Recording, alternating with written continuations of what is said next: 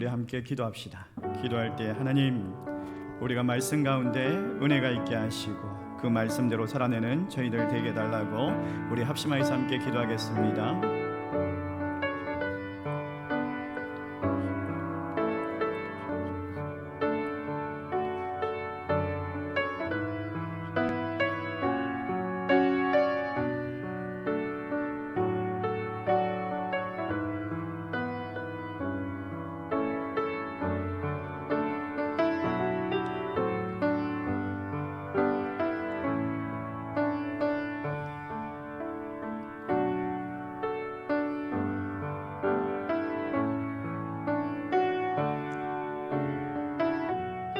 살아계신 하나님, 오늘도 우리 가운데 역사하시고 우리를 사랑하시고 우리를 불러주신 하나님, 오늘 주의 말씀을 듣습니다. 주님의 말씀이 우리의 내면을 진실하게 밝히게 하시고 주의 말씀 가운데 나아가는 순종의 제자들 되게 하여 주시옵소서. 예수님의 이름으로 기도드리옵나이다. 아멘. 할렐루야. 오늘도 우리에게 하나님께서 복된 주일을 허락하여 주셨습니다. 주님의 말씀 앞에서 하나님의 임재 가운데 나아가기를 주의 이름으로 축복합니다. 오늘 우리가 읽었던 이 본문에 앞서 오병이어의 기적이 있습니다. 예수님께서 떡 5개와 또 물고기 2마리로 5,000명을 먹이시죠. 그때 그 현장 가운데 있던 제자들이 있었죠. 이 제자들이 그 5,000명을 먹일 때에 얼마나 재미있었겠습니까? 한번 상상을 해보세요. 막 떡을 쪼개는데, 떡을 떼는데 뗄 때마다 떡이 늘어나는 거예요. 얼마나 기뻤겠습니까? 그리고 그 5,000명을 먹이고 12강줄이 12바구니나 남았어요. 이런 기적을 체험하고 나면은 얼마나 할 말이 많겠습니까? 정말 이런 감정들을 나누고 싶고 많은 사람들에게 자랑하고 싶고 내가 따르는 이런 예수님이 와 최고다 이러면서 그런 이야기를 하고 싶을 텐데, 예수님께서 그 무리들을 돌려보내시고 이 제자들을 배에 태우고 바다를 건너가게 하십니다. 그리고 예수님께서는 산으로 올라가시죠. 기도하러 올라가셨다라고 해요. 참 바쁜 와중에 예수님께서는 기도하는 것을 우선순위로 여기셨다라는 거예요. 여러분들은 어떻습니까? 바빠서 기도 못합니다, 이런 핑계들을 참 많이 하죠. 근데 우선순위가 기도여야 한다라는 거예요. 주님께서 우리에게 말씀하시는 것들이 있다면 바쁘지만 이 일들을 감당하기 위해서 기도를 할 수밖에 없다라는 것을, 그 기도의 모범을 보여주셨던 거예요. 여러분 기도 많이 하시기 바랍니다. 그리고 예수님께서 산 위에서 이렇게 기도하시는 그 와중에 오늘 이 본문이 시작되고 있습니다. 배를 타고 건너가고 있던 이 제자들이 정말 뜻하지 않는 풍랑을 만난 거죠. 그 제자들 중에는 어부들이 있었습니다. 이 갈릴리 바다에서 태어났고 갈릴리 바다를 너무나 잘 아는 그들이 있었는데도 불구하고 그들이 아마도 이전에도 경험해보지 못한 그런 풍랑을 만난 것 같아요. 그래서 당황하면서 정말 겁이 나가지고 급에 질려가지고 두려움에 사로잡혀 있는 거예요. 밤새도록 그 거센 물결 가운데 어떻게 할 수 없는 그런 상황 가운데 놓여 있는 거예요. 여러분 우리는 어떻습니까? 우리도 참 이전에 경험해보지 못한 이 코로나로 인해 가지고 많이 두렵지 않습니까? 정말 많은 염려가 찾아온 것 같습니다. 이 주사 맞아도 되는 건가? 주사 맞다가 죽는 거 아닌가? 그런 염려. 또 1차, 2차를 맞았는데도 불구하고 델타 변이 이러면서 돌파 감염, 또 부스터 샷을 맞아야 된다. 너무 많은 염려가 있습니다. 우리 아이들이 학교를 가지 못하고 비대면으로 학교 수업을 듣고 있고, 아이들 점심은 어떻게 하지? 저녁은 어떻게 해결하지? 여러 가지 염려들이 우리를 찾아오는 것 같습니다. 이전에 경험해보지 못한 이런 염려. 그래서 이 제자들이 정말 두려움 가운데 휩쓸리게 되죠. 예수님이 거기에 계시지 않는 거예요. 근데 새벽 3시쯤 되었을 때에 바다 위에 누군가가 나타났는데 이 제자들이 놀라면서 무서워합니다. 유령이라고 막 소리를 지릅니다. 그때 그 밤바다 사이에 그 바람 사이에 부드러운 목소리가 들려오는데 안심하라 나니 두려워 말라. 안심하라 나니 두려워 말라. 예수님께서 그 풍랑 가운데로 걸어오고 계셨던 거죠. 오늘 이 말씀을 통해서 우리가 일상 가운데 하나님의 은혜를 어떻게 경험하는가, 하나님의 은혜를 우리의 일생 가운데서 어떻게 경험할 수 있는가, 이 세 가지를 함께 또 나누어 보려고 합니다. 여러분, 우리가 하루하루를 기적 가운데 살아가고 있다는 걸 아십니까? 이 모든 것이 하나님의 은혜임을 고백하고 계십니까? 근데 정말 이런 기적 가운데 살아가는데도 불구하고 이게 하나님의 은혜임을 알지 못하고 지나갈 때가 참 많더라는 거예요. 한번 생각해 보십시오. 이 지구가 얼마나 빠른 속도로 돌아가고 있습니까? 지구가 하루에 한 바퀴씩 돌아간답니다. 근데 지구가 시속 1600km로 돌아간대요. 비행기 날아가는 그런 속도죠. 여객선의 2배의 속도, 전투기 속도. 근데 여러분, 우리가 이 지구 위에 살고 있는데도 불구하고 지구가 돌아가는 것을 느끼고 있습니까? 아마 이 지구가 돌아가는 것을 느끼는 분이 있다면 빨리 병원에 가보셔야 할 겁니다. 이 지구가 돌아가는 것을 느끼지 못한다는 것도 참 기적이지 않습니까? 놀랍지 않습니까? 이것처럼 우리가 일상 가운데 많은 기적을 체험하고 하나님의 그 은혜 가운데 살아가는데도 불구하고 우리가 감각적으로, 그냥 감정적으로 그것들을 느끼려고 하니까 그 하나님의 은혜를 받아들이지 못할 때가 많더라는 거예요. 우리는 하나님의 은혜를 받아들일 때 진리 가운데 그것을 반응해야 합니다. 하나님의 역사가 있다는 것을 말씀 가운데 느껴야 한다는 거예요. 은혜를 어떻게 경험할 수 있느냐, 이 세 가지를 한번 살펴보면, 첫 번째로 아무리 어려워도 아무리 두려워도 주님을 바라보아야 한다라는 거예요. 주님을 바라보아야 합니다. 여러분, 오늘 본문 말씀에 보면 이 베드로가 주님 앞에 나아가죠. 주님 앞에 나아가죠. 주님, 나를 풍랑 가운데 걸을 수 있게 오라고 하십시오라고 그렇게 말을 하죠. 예수님께서 오라고 하실 때 그 베드로가 주님을 바라보고 걸어갑니다. 주님을 바라보고 걸어갈 때에 기적과 같은 일을 경험했던 거예요. 여러분, 이 코로나 상황 가운데 정말 힘들죠. 자녀 문제도 있고 경제적인 문제도 있고 또 사업이 안 되고 참 많은 어려움들이 있습니다. 질병, 사람들과의 관계. 이럴 때일수록 주님을 바라보셔야 합니다. 주님을 바라볼 수 있는 그 믿음이 있을 때에 우리는 은혜를 경험할 수가 있습니다. 믿음이 있을 때에 두려움이 사라지는 거죠. 마태복음 9장에 보면 예수님께서 귀신 들렸던 그 소년의 아버지와 제자를 꾸짖으십니다. 이 제자들이 귀신 들렸던 그 아이를 고치지 못했죠.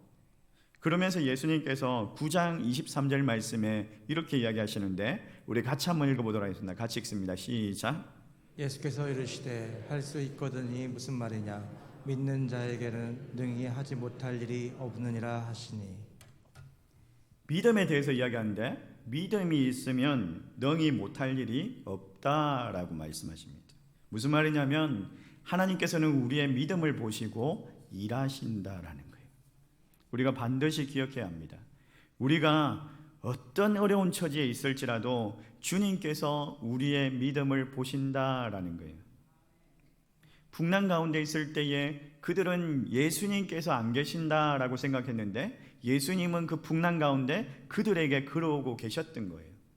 그리고 그들에게 안심하라 나니 두려워 말라라고 말씀하셨던 거죠.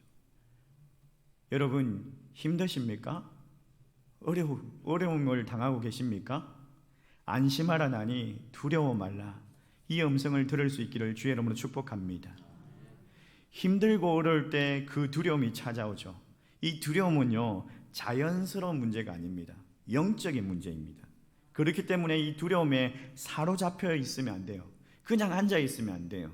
이 두려운 마음, 이 염려하는 마음, 이게 우리의 문제를 해결해 주진 않습니다.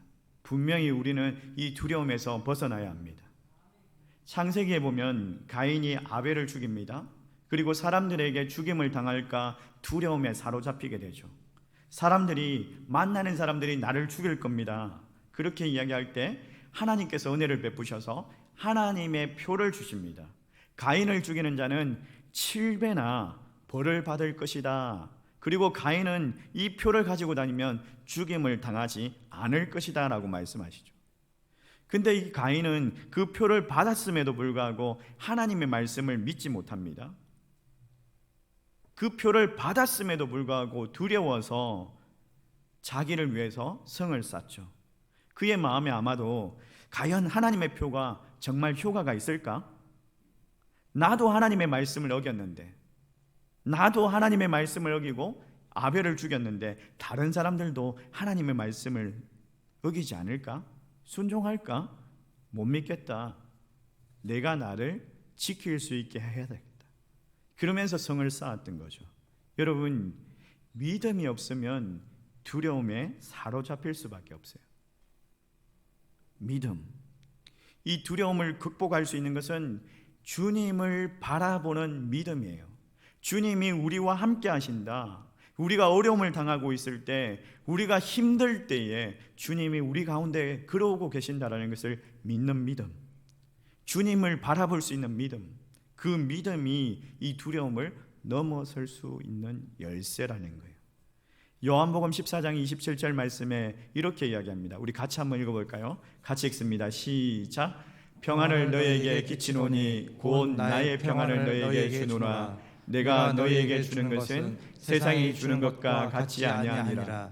너희는 마음에 근심하지 말고 두려워하지 말라. 우리가 평생 살아갈 때 이 걱정 저 걱정 두려워하고 염려하고 한평생 고생하다가 살아가지 않습니까? 근데 고생하는 것보다 더 안타까운 것이 있다면 주님께서 주시는 이 평안을 누리지 못한다라는 거예요. 먹고 사는 문제 때문에 걱정합니다. 어떻게 하면 집을 살 수 있을까? 그것 때문에 염려를 하죠. 어떻게 하면 애들을 공부를 시킬 수 있을까? 그것 때문에 걱정을 하죠. 우리는 한평생 걱정을 하면서 살아가요. 다 이런 문제 때문에 살아가고, 그래서 열심히 안 사는 사람이 어디 있습니까? 고생을 안 하는 사람이 어디 있겠습니까? 근데 문제는 주님께서 내가 너희에게 평안을 주겠다라고 말씀하시는데, 내가 너희에게 평안을 준다라고 말씀하시는데도 그 평안을 누리지 못한다라는 거예요. 왜 그렇습니까?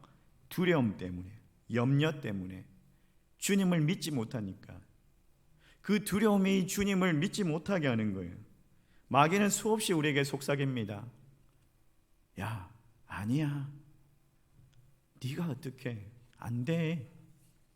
계속해서 우리에게 부정적인 이야기들을 합니다. 할 수 없다라고 이야기합니다.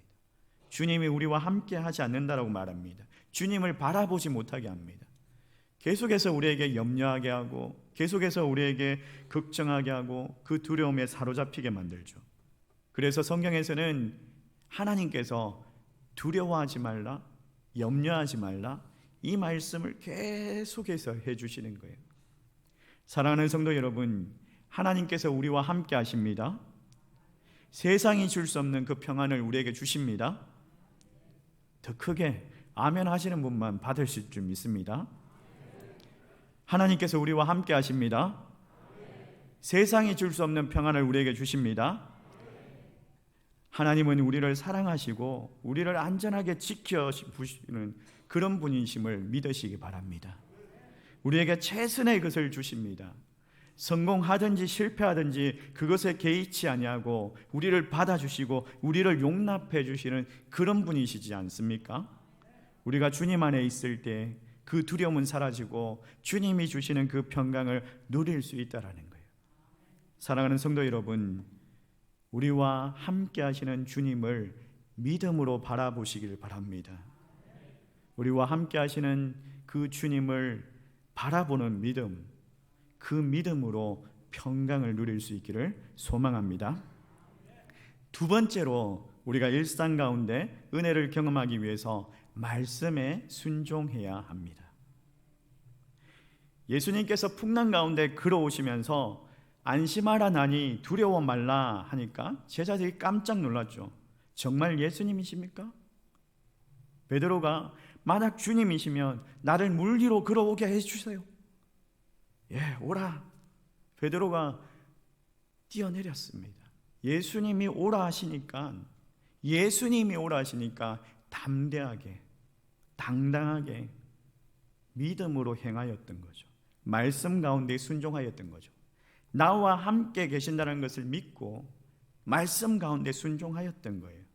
여러분, 순종하지 못하는 이유가 뭡니까? 염려라고 생각하지 않습니까? 사람들이 어떻게 생각할까? 사람들이 나를 어떻게 생각할까? 많은 사람들이 저 사람 막 어리석은 사람이야. 어떻게 저럴 수가 있지? 그런 이야기를 들으면 참 염려가 됩니다. 마귀들도 끊임없이 우리의 내면 가운데 정말 조롱합니다. 너 어떻게 물 위를 뛰어들 수가 있어? 너 정말 강신도 아니야? 예수에 너무 미쳐있네? 광신적이야. 너 그렇게 하다가 완전 끝장난다? 어떻게 사람들 앞에 서려고 그래? 이러면서 우리의 내면을 막 주옵니다. 여러분, 세상에서 예수 믿고 사는 것이 쉽지는 않죠. 예수 믿는다는 말하기가 참 힘들죠. 사람들이 나를 어떻게 생각할까? 그것 때문에 눈치를 살피지 않습니까? 특별히 요즘 세상, 요즘에 교회 간다라고 하면 사람들이 막 손가락질하고 교회 가지 말라고 하고 그러는 시절. 정말 힘든 시대를 살아가고 있습니다. 그래도 말씀이 있고 감동이 있다면 순종하셔야 합니다. 많은 제자들이 그냥 그 배 안에 머물러 있었습니다. 그러나 이 베드로는 말씀에 순종하여서 물 위에 뛰어내렸더니 실제로 걷게 되었어요. 물 위를 걷느냐, 물 위를 걷지 못하느냐, 이건 말씀 가운데 순종하느냐, 그 믿음이에요. 믿음으로 반응하느냐에 달려있다는 거예요. 우리가 일상 가운데 하나님의 말씀 가운데 순종한다면 우리가 은혜를 경험하지 못할 일이 없다라는 거예요. 그런데 어떻습니까? 하나님의 말씀을 분명히 구별하지 못한다라는 거예요. 왜 그럴까요? 내 생각 때문에. 내 생각에는 열왕기하 5장에 보면 왕의 신임을 받았던 이 아랍의 군대 장관 라만이 나오죠. 라만이 나병에 걸렸습니다. 어느 날 여종에게 이스라엘에서 잡아왔던 이 계집 여종이 이야기를 하는데 이스라엘에 엘리사라는 선지자가 있는데 이 엘리사가 나병을 낫게 한다는 거예요. 그래서 왕에게 청하여서 그 엘리사를 만나기 위해 갑니다. 그리고 엘리사를 만나러 갔는데 그 엘리사의 집에서 엘리사는 나와보지도 않고 그냥 그 종 한 사람, 게하시 한 사람만 나와가지고 우리 선생님이요 요단강에 가서 7번 물 담그고 가래요 하면서 그러고 들어가 버리는 거예요. 이 나만이 분노를 합니다. 내 생각에는 이러면서 내 생각에는 나만은 그렇게 생각했던 거죠. 하나님의 사람이 나와서 나병에 손을 얹고 여호와의 이름을 부르면서 막 안수를 하면서 그런 세레모니를 할 것을 기대를 했는데 내 생각에는 엘리사가 금방지다라는 거예요. 그냥 나와보지도 않고 요단강에 가서 씻으세요. 그러면서 분노하면서 열왕기하 5장 12절 말씀에 이렇게 얘기하는데 우리 같이 한번 읽어볼까요? 같이 읽습니다. 시작.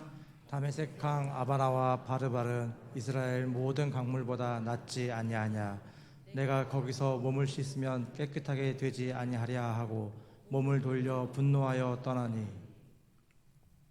이게 우리의 시대의 모습이라는 거예요. 내 생각에는 더 좋은 강들이 우리나라에 있는데 이스라엘의 이 못난 이런 강물에 가서 내 몸을 씻으라고? 안 되겠어요. 내 생각이 기준이 되는 거예요. 하나님의 말씀이 기준이 아니라 내 생각이 기준이 되니까 하나님의 말씀에 순종하지 못하는 거죠. 오늘도 혹시 하나님 말씀이 들려지지 않고 또 그 말씀 가운데 순종하지 못하는 그런 분이 있다면 내 생각을 내려놓으셔야 됩니다. 생각을 내려놓지 못하는 이유가 딱 두 가지죠. 뭐냐? 첫 번째는 십자가를 바라보지 못하거나, 두 번째는 말씀보다 위에 서 있다라는 거예요. 내가 말씀 아래에 있으면 하나님의 말씀에 순종하지 못할 수가 없어요. 근데 말씀보다 밑에, 아니 말씀 위에 서 있으니까 내 생각에는 이러면서 내 자아가 내 생각이 원하는 대로 하려고 하는 거죠. 하나님 말씀대로 순종하지 못하는 거죠. 어떤 사람은요 이런 이야기를 합니다. 저는 믿음이 작습니다. 믿음이 없어요. 아니에요. 주님께서 우리에게 믿음을 다 주셨어요. 로마서 12장 3절 말씀에 이렇게 이야기하는데 우리 같이 한번 읽어볼까요? 로마서 12장 3절 말씀입니다. 같이 한번 읽어보겠습니다. 시작. 주로 말미암아 너희 각 사람에게 말하노니 마땅히 생각할 그 이상의 생각을 품지 말고 오직 하나님께서 각 사람에게 나누어 주신 믿음의 분량대로 지혜롭게 생각하라. 믿음을 다 주셨다라는 거예요. 나누어 주신 그 믿음의 분량이 있다라는 거예요. 분량대로 그렇게 판단하고 행동하고 믿으라는 거예요. 우리 모두에게 믿음을 주셨다는 거예요. 말씀의 역사는요 믿음의 분량대로 감당하고 나아갈 때에 하나님께서 더 감당할 수 있는 은혜를 주십니다. 믿음이 적다, 믿음이 없다 그런 말 하지 마십시오. 베드로에게 주님께서 뭐라고 말씀하셨어요? 베드로가 그 풍랑을 바라보고 빠져들 때에 주님께서 그를 건져주시면서 믿음이 작은 자여, 믿음이 작은 자여라고 이야기합니다. 베드로가 결코 믿음이 커서, 믿음이 많아서, 믿음이 엄청나서 하나님 말씀 가운데 순종한 게 아니라는 거예요.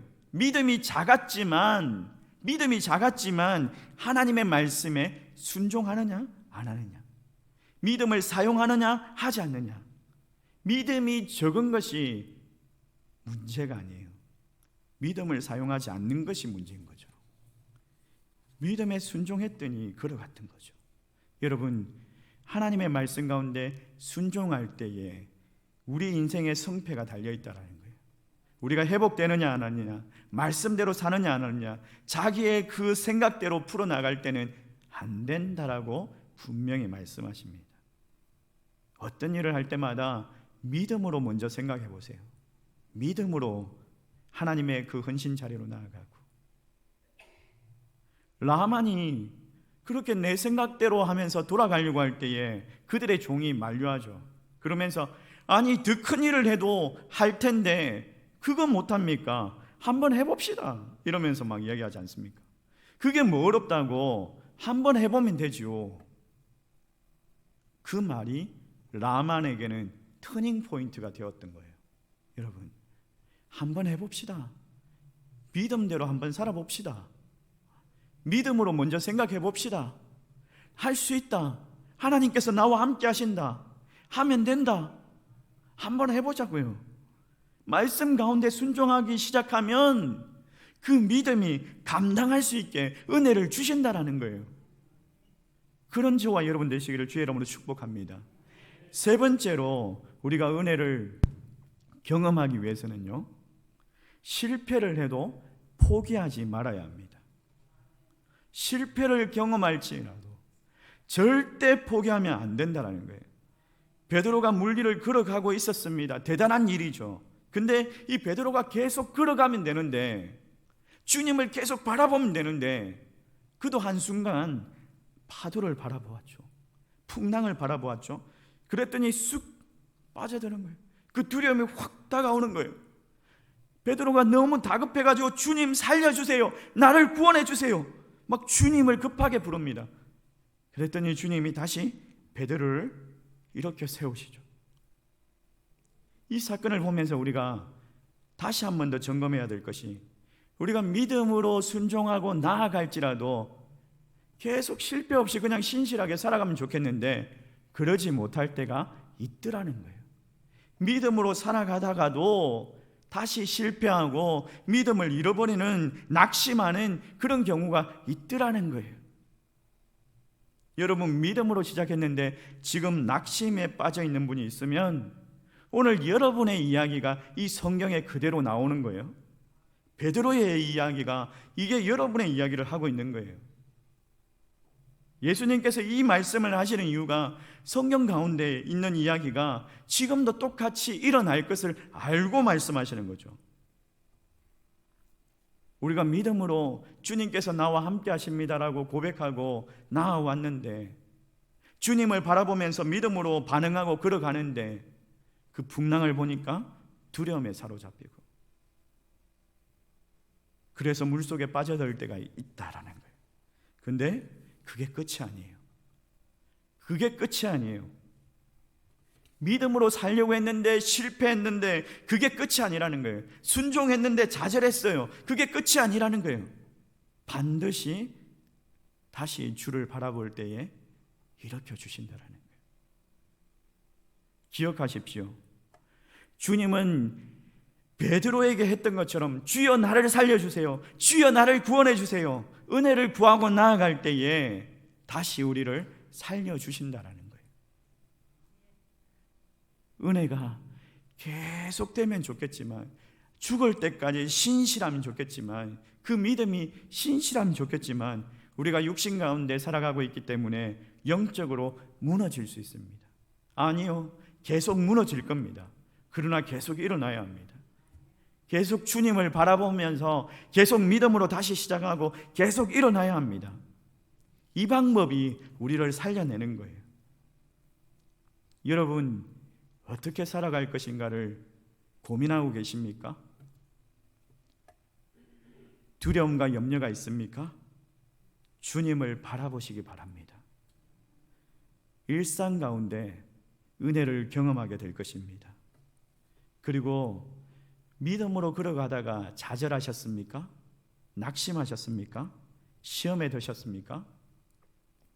다시 주님 앞에 살려달라고 간청하십시오. 은혜를 구하십시오. 주님께서 우리를 건져주실 것입니다. 실패해도 포기하지 말아야 합니다. 믿음으로 다시 시작해야 합니다. 어떤 환경에서 어떤 역경에서든지 주님이 우리와 함께 하시고 우리를 건져주신다는 그 믿음으로 살아갈 수 있는 저와 여러분 되시기를 주의 이름으로 축복합니다. 우리 말씀을 생각하면서 함께 찬양하기를 원합니다. 나의 등 뒤에서 나를 도우시는 주, 나의 인생길에서 지치고 고나여 매일처럼 주저앉아 있을 때 나를 밀어주시네. 우리 함께 찬양합시다.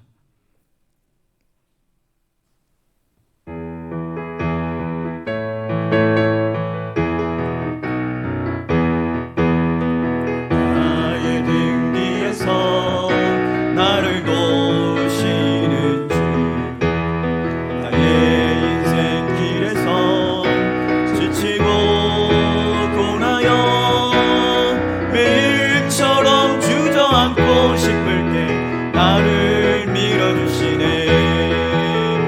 일어나 걸어라, 내가 새 힘을 주리니. 일어나 너 걸어라, 내 너를 도우리. 나의 등 뒤에서 나를 도우시는 주, 평안히 길을 갈 때 보이지 않아도 지치고 고나여 넘어질 때면 다가와 손 내미시네. 일어나 걸어라, 내가 새 힘을 주리니.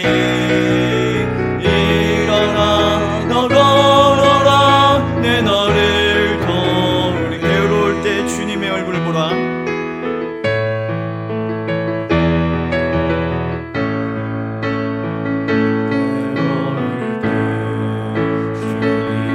얼굴 보라.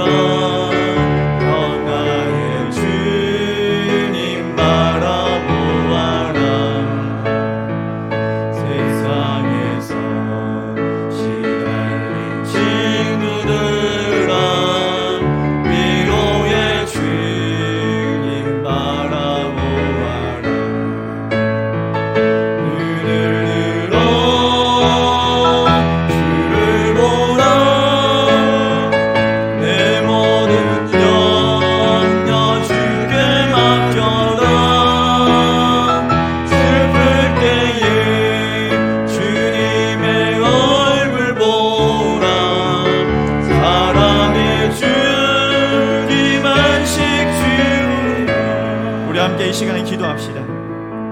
우리 함께 기도할 때에 오늘 말씀을 생각하면서 주님께서 나와 함께 하십니다. 나에게 새 힘을 주겠다라고 약속하십니다. 나에게 평강을 주겠다라고 약속하십니다. 우리 할 수 있습니다. 믿음으로 살아갈 때에 하나님께서 우리의 믿음을 보시고 그 일을 행하십니다. 정말 두려움에 사로잡혀 있습니까? 염려가 우리를 찾아왔습니까? 그래서 믿음 가운데서 낙심하셨습니까? 괴로울 때 주님의 얼굴을 보기를 원합니다.